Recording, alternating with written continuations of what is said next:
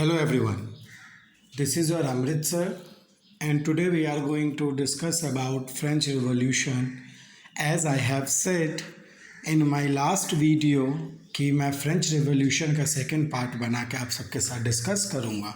So I have covered almost points in this slides कि जिससे आपको फ्रेंच रेवोल्यूशन समझ में आ जाएगा एंड मैं इसके साथ नोट्स भी आप सबको प्रोवाइड कर रहा हूँ.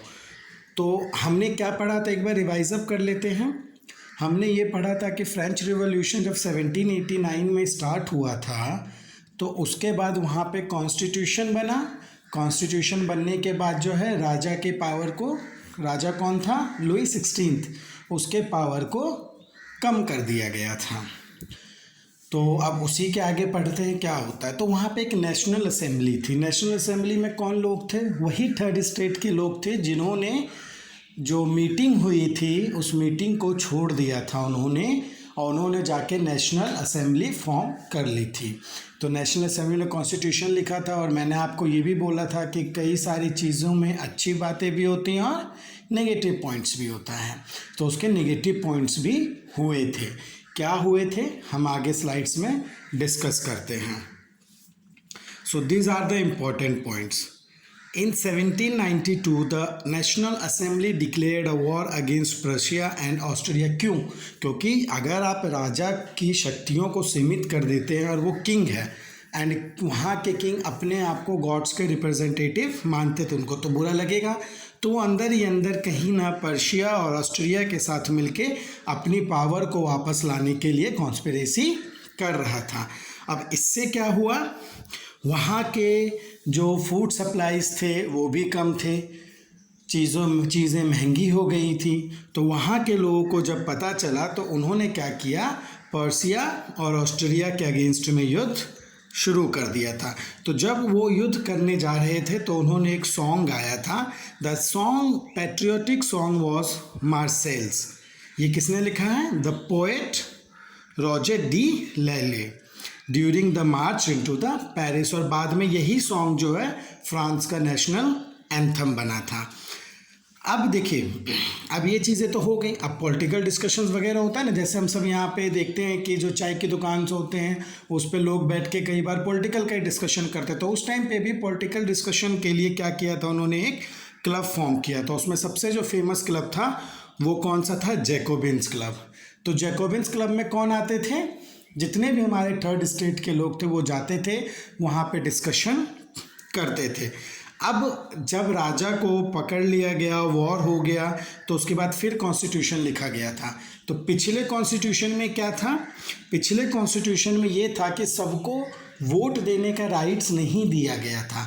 वो सिर्फ और सिर्फ उन्हीं लोगों को राइट्स दिया गया था थर्ड स्टेट में जिनके पास पैसा होगा. लेकिन अभी क्या कर दिया गया, जितने भी 21 ईयर्स ओल्ड के से ज़्यादा लोग हैं वो वोट को दे सकते थे. Now the newly elected assembly was called the convention. जो फिर से असेंबली बना उसको क्या कहा गया, कन्वेंशन. और इन्होंने क्या किया, मोनार्की को हटा दिया, मतलब अब पूरे तरीके से राजा का सत्ता खत्म हो गया और फ्रांस को रिपब्लिक डिक्लेयर कर दिया गया. तो रिपब्लिक का मतलब पता है आपको क्या होता है, जहाँ पे पब्लिक वोट दे के अपना हेड सिलेक्ट करती है. And Louis 16 was sentence to death by a court on the charge of treason. और लुई 16 को देशद्रोह के उसमें देशद्रोह में क्या किया गया, डेथ की सज़ा दी गई और 1793 को उसको एग्जीक्यूट कर दिया गया, मतलब उसे मार दिया गया. तो यहाँ से पूरे तरीके से मोनार्की क्या हुई, ख़त्म हो गई है. ठीक है ना. अब वहाँ पे रेन ऑफ टेरर था. तो रेन ऑफ टेरर का मतलब क्या होता है कि मतलब लोगों में कॉन्स्टिट्यूशन बन गया, मोनार्की ख़त्म हो गया, लेकिन फिर से सत्ता किसी एक के हाथ में गई ना. तो अब उसके डिसीजंस ऐसे थे कि लोगों में अब डर रहने लग गया था. तो जो 1793 से 1794 तक का पीरियड है उसे रेन ऑफ टेरर कहा जाता है. इसमें उनके लीडर थे रॉबस्पियरे, जो जैकोबिन क्लब के भी हेड थे. तो उन्होंने कुछ ऐसे डिसीजंस लिए जिसमें कि लोगों में रोष बढ़ता चला गया. ठीक है, अब बढ़ता चला गया, वो डिसीजन भी लेने लग गए ना रॉबस्पियरे. डिसीजंस मतलब कि अब उन्होंने इक्वालिटी ऑफ स्पीच कम कर दिया, अब कोई भी वहाँ पे सर मैडम नहीं, एवरीवन इज सिटीज़न। वो अपने डिसीज़न बेधड़क लेते थे। उन्होंने कई चीज़ों पे रोक लगा दी जिससे कि लोगों के अंदर गुस्सा बढ़ता चला गया था। ठीक है, फिर उन्होंने बाद में उसी के अगेंस्ट में जो है लड़ाई किया, जिसका आपको डिटेल में जो है आपको नोट्स में मिल जाएगा। नाउ इन 1946 फाइनली जो फ्रांस की जो वुमन थी उनको राइट टू वोट मिल गया। अब देखिए रॉबर्ट्सपियर भी हट गया था, अब वहाँ पे नई पार्टी आई, वो भी अच्छा काम नहीं कर पा रही है। तो वहाँ पे क्या हुआ, जो पॉलिटिकल सिचुएशन था वो डमाडोल था, हिल रहा था, क्योंकि भाई इतनी बड़ी जनता को चलाना मामूली बात तो नहीं है। अब कॉन्स्टिट्यूशन भी ऐसा बना है, सबको खुश नहीं रखा जा सकता, तो उनके बीच में आपस में मतभेद होता था। और इसका फ़ायदा किसने उठाया, वहाँ के डिक्टेटर ने। कौन, नेपोलियन बोनापार्ट, जो मिलिट्री के पावर पे फ्रांस में राज करने लग गया था।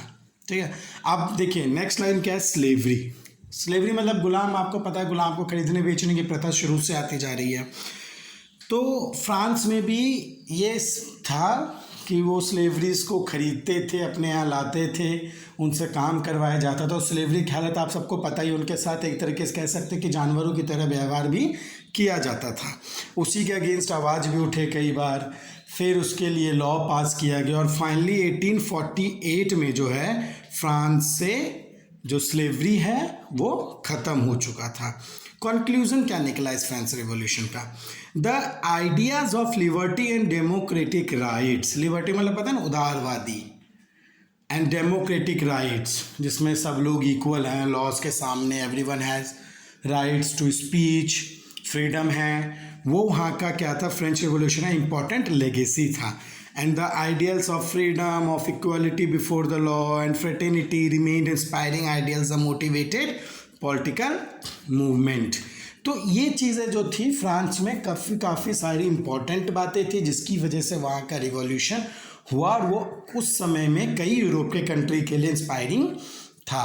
तो इसलिए हम फ्रेंच रिवॉल्यूशन को मदर ऑफ द रिवॉल्यूशन भी कहते हैं। देखिए रिवॉल्यूशन से हुआ कुछ नहीं, लेकिन अपने आप में बहुत कुछ हुआ। इससे फंडामेंटल राइट्स मिलने लग गया, लोगों को पता चला क्या होता है रिवॉल्यूशन, कैसे होता है। यहाँ पे लोगों की यूनिटी दिखी पहली बार, फिलोसफर्स के रोल दिखे। अब किसी भी देश को आप मोनार्की से तो हटा रहे हैं, लेकिन मोनार्की में जो भी था वो अपने हिसाब से जनता को चला रहा था, लेकिन अब उसके लिए कॉन्स्टिट्यूशन बनाया गया। अब पावर तो फिर किसी ना किसी एक के हाथ में जाएगा, उस पावर का आप कैसे सही तरह के इस्तेमाल करते हैं उस पर भी निर्भर करता है। तो ये उतार चढ़ाव जो है फ्रांस में चलता रहा था और फाइनली जो है वहाँ पे एक मोनार्की को हटा के क्या किया गया, रिपब्लिक डिक्लेयर कर दिया गया था। अब मैंने यहाँ पे एक स्लाइड नेपोलियन बोनापार्ट के बारे में बनाया है कि नेपोलियन बोनापार्ट का रोल क्या था। तो देखिए वो फ्रांस का जो है एम्पायर था 1804 से 1814 तक, और फिर दोबारा 1815 में आया था 100 डेज के लिए।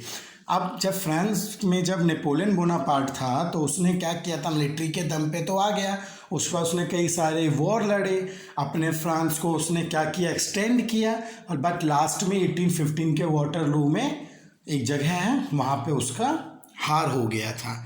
अब देखिए Napoleon dominated European and global affairs to more than a decade while leading France against a series of coalition in the Napoleon Wars. He won most of these wars and finally जो मैंने आपको बताया ये वही points हैं।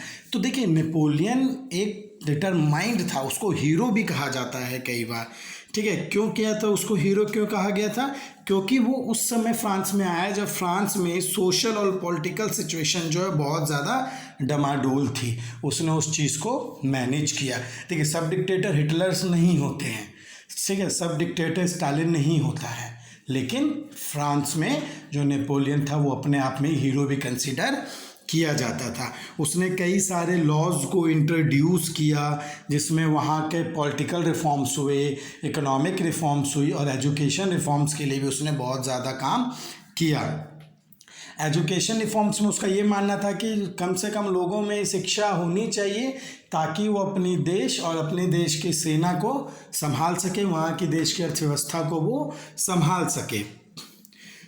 तो इसमें अब देखिए नेपोलियन का डोमेस्टिक पॉलिसी जो था अपने आप में उस समय में एक बहुत बेटर पॉलिसी था, जिसने एक इकोनॉमिक स्टेबिलिटी भी दिया था फ्रांस को। तो ये मेन पॉइंट्स हैं जो मैंने इस फ्रांस रेवोल्यूशन पार्ट 2 में डिस्कस किया है कि उसके बाद क्या क्या हुआ था, और इसके जो आपको एक्सटेंडेड चीज़ें हैं वो आपको नोट्स में मिल जाएगा। अगर उसके बाद भी आप नहीं समझ सकते हैं तो you are free to ask the questions of your doubt on Wednesday and Saturday. और ये जो भी नोट्स हम सेंड कर रहे हैं please write down in your notebook. Thank you.